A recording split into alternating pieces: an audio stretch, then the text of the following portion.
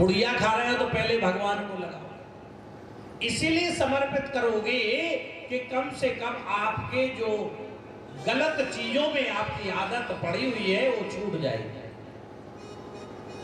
भाइयों बहनों माताओं, यहां से संस्कार लीजिए, लेके जाइए कि आपके घर का जो भोजन होगा वो शुद्ध होगा,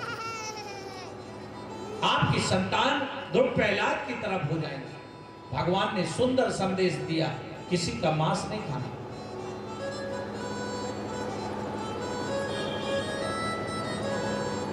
जो करे मांस आहारा सो 64 जन्म गिद्ध अवतार। कितने जन्म? 64 जन्म। तो 64 जन्म गीध का अवतार जिनको चाहिए, गीध का शरीर चाहिए, कितने लोगों को चाहिए? हाथ खड़े करो जिसको गीध बनना है अगले जन्म। बोले वृंदावन बिहारी लाल की।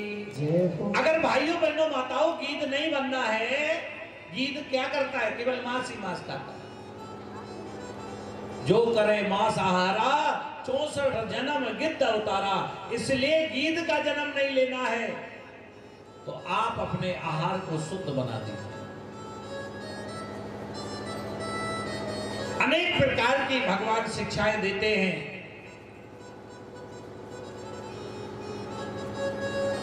राजा नृग ने बहुत दान किया। एक धोखे से गाय 2 ब्राह्मणों को दे दी, उनको ब्राह्मणों ने श्राप दे दिया, वो गिरगिट बन गए।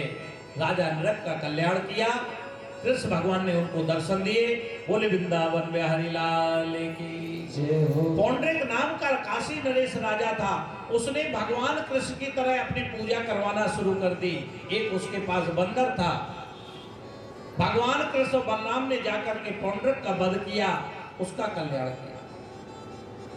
जरासंध नाम का जो राजा था, भीम के साथ जाकर के उसको मार करके और भगवान कृष्ण ने उसका उद्धार किया। भीम के द्वारा उसको मरवाया, उसका उद्धार किया। बोले कृष्ण कन्हैया लाल की जय हो। एक दिन भगवान बड़े ध्यान में बैठे हुए हैं, उदास हैं। अब उदास क्यों हैं? उदास होने का कारण एक ही है। आज पहली बार रुक्मिणी ने भोजन बनाया और जैसे ही 56 प्रकार के भोजन लगाए तो भगवान भोजन की थाली छोड़ करके बाहर निकल गए। रुक्मिणी को लगा कि आज तक प्रभु को ऐसे करते नहीं देखा। देख रहे हैं 2-3 दिन से प्रभु बहुत उदास है। उदास होने का कारण था उनका बचपन का एक मित्र था।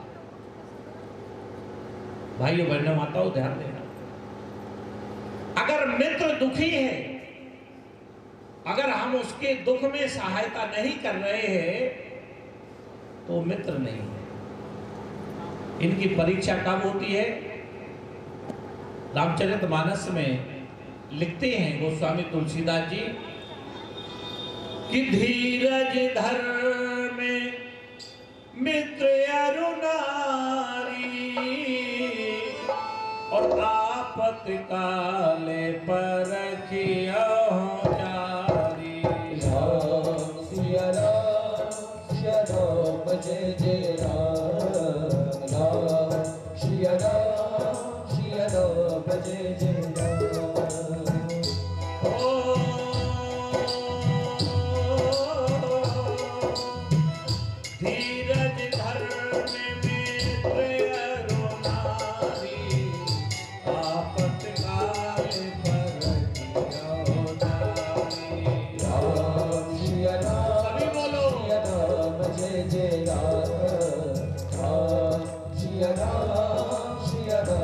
जय जय राम। धीरज धर्म मित्र अरु नारी आपत काल परखियो चारी। इनकी परीक्षा कब होती है? मित्र की परीक्षा विपत्ति काल में, पत्नी की परीक्षा विपत्ति काल में। आज अगर भाई साहब के साथ पास खूब लाड है, उन्होंने कहा लिस्ट बना के दी, अगर शाम को आ गई तो ठीक ठीक है, और नहीं आई तो सूटकेस लगाए, हम तो अपने भैया के यहाँ जा रहे हैं। भाइयों बहनों माताओं, पत्नी की भी परीक्षा विपत्ति के समय होती है।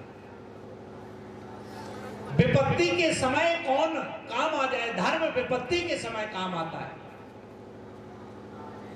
धीरज, आपका जो धैर्य है वो विपत्ति में परख होती है कि आपके अंदर कितना धैर्य है।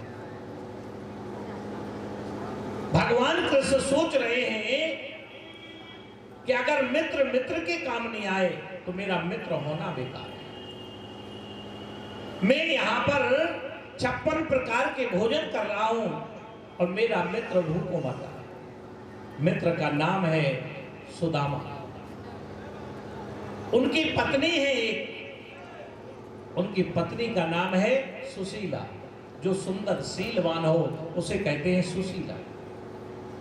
अब घर की स्थिति अगर आप देखें तो घर में क्या है, घर में घर के नाम पे सुदामा की स्थिति देखिए कि घर के नाम पे एक फूस की झोपड़ी पड़ी हुई है।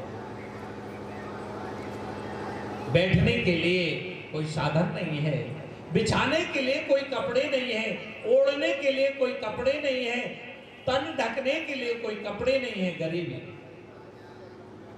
बहुत से लोग यहाँ पर बैठे होंगे जिन्होंने जीवन में गरीबी देखी।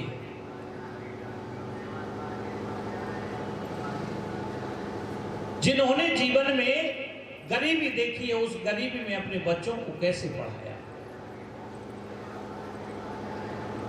मैं तो व्यासपीठ से यही कहूंगा कि हे मेरे ठाकुर, हे मेरे मोहन, हे मेरे महाराज, इस संसार में अगर किसी को जन्म देना तो उसके घर में कभी धन की कमी नहीं है।